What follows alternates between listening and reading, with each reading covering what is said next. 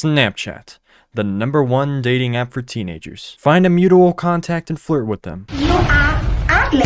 Send a voicemail about why they're your favorite person in the world despite neither of you living within a 50-mile radius between each other. Maybe send a lovely photo of your schlong with their name written on it and contribute to the ever so growing industry of child porn. Oh my God. As of the 25th of August in 2022, I have officially turned 16. This opens up so much opportunity for teens that are looking for a career or simply trying to find some excitement in life. This is a very crucial time to start dating. All those acne-infested, booger-eating, slur-saying middle schoolers that you used to get off to when you were 11, 12, 13, 14, you unironically called that a real relationship? Those relationships were as real as your father. Hate to break it to you.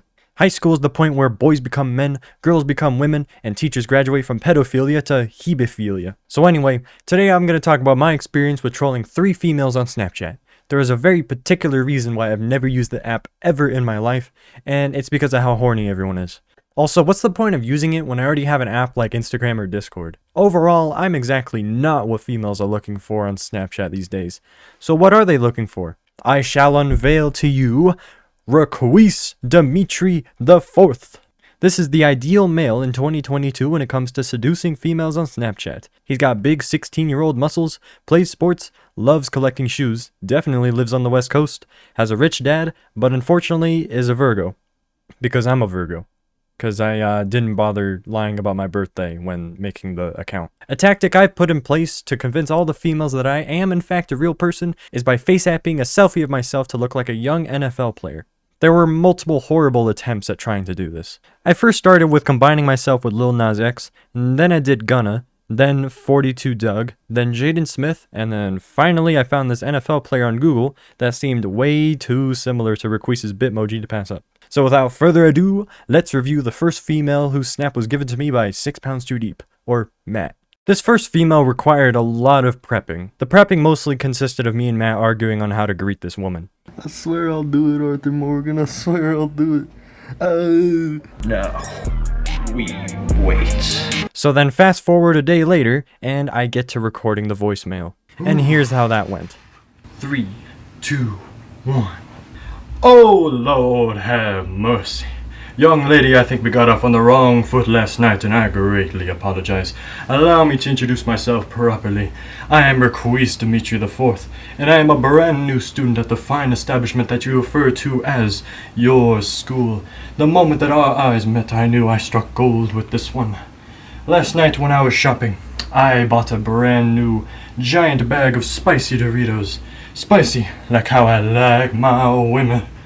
Recently, my father bought me a brand new, curvy, pale Bugatti, exactly like how I love my women.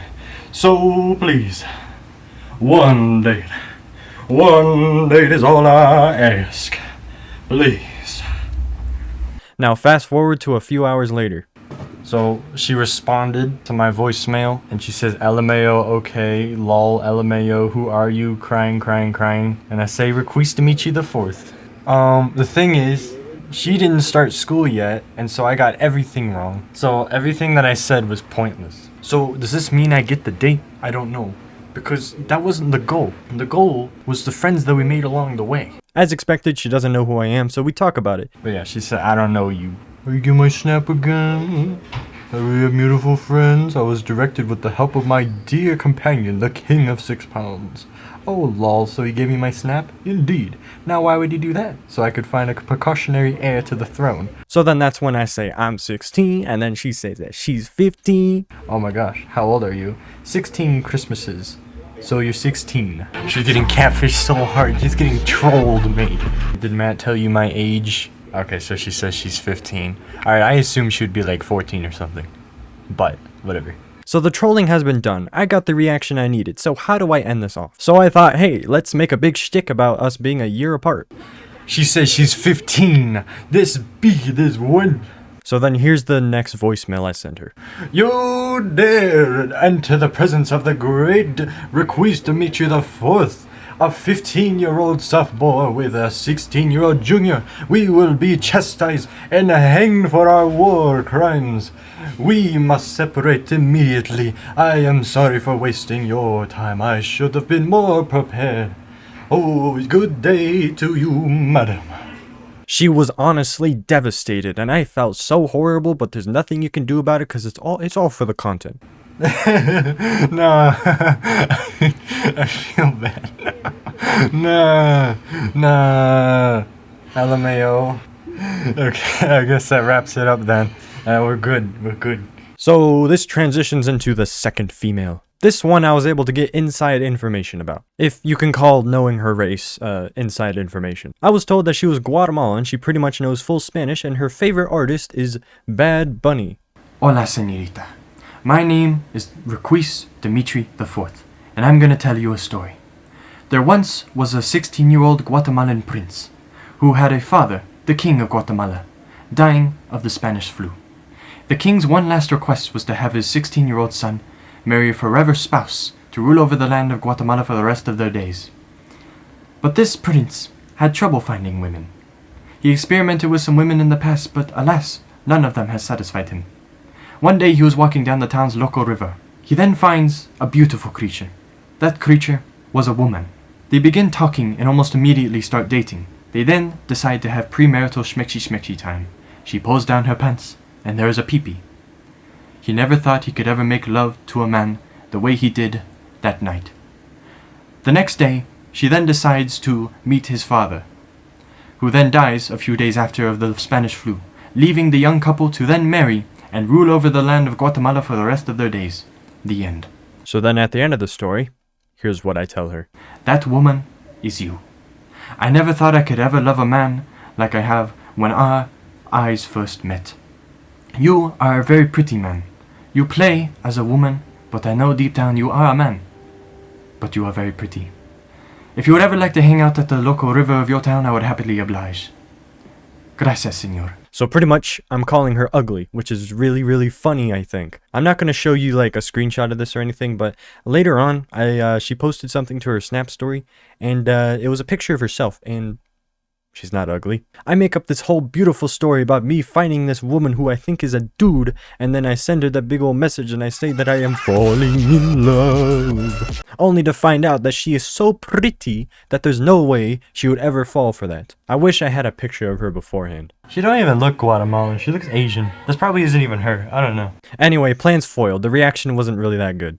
So now, the third and final female. It was gonna be 4, but we couldn't get a 4th. We just gave up. This is Matt's ex-girlfriend from recent times. I was given all kinds of inside information because he knows so much about her. The state she lives in, her owning a BMW at 15, at least he says that she owns it. That's probably not true because she's 15. There's no way she owns a BMW at 15 as her parents are rich. And with that, she really likes cars. And she also has a really weird boyfriend that sent her a pee-pee pic, and he wrote in Sharpie or something her name, and it was like really weird. We love the child porn industry. So the plan with this one is to just be myself. Could I seduce someone just by being myself and sharing my interests and flirting in my own way? This is the ultimate test to see if I am cut out for Snapchat itself. So unfortunately, no voice message, no story, just me being me pretty much. But there was a catch. I'm still Requis Dimitri IV, I still play football, and I'm kind of into cars. That's it. Everything else, it is me. So here's pretty much how that went. Is my cat a pretty baby boy?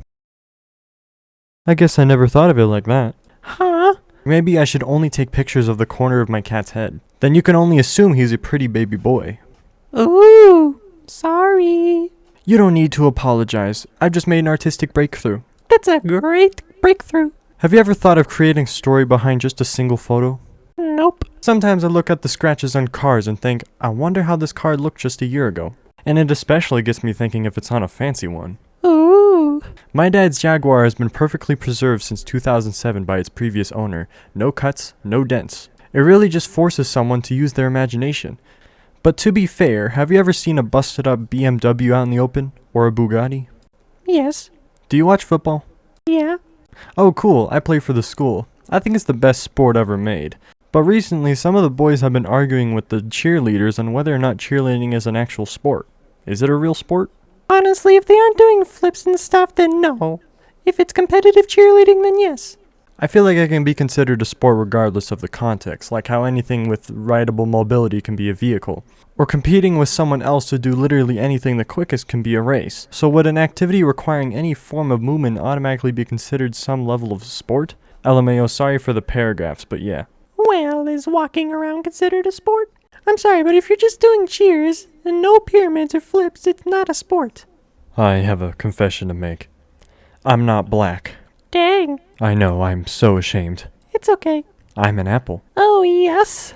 I'm also not a football player, and I'm also not a southerner, and I also don't care about cars. You've just been catfished. You're famous now. Still no reply. So I guess that concludes today's video. I am not cut out for Snapchat, and I'm gonna debate on deleting the account. I'm gonna leave it existing, keep the account up for a little bit. I don't know how long I'll keep it up. I'll probably delete it later. I don't know. What else do I do with Snapchat? Please tell me. And that this isn't a cry for you to add me or anything. I'm just saying. This video had all kinds of preparation, and this took forever to edit. At least I think it will take forever to edit. This is me recording it, so I haven't edited anything yet. Please drop a like. Please share with your friends and how to talk to females on Snapchat. This is the ultimate guide on how to do that. Follow all the social media. Bye bye.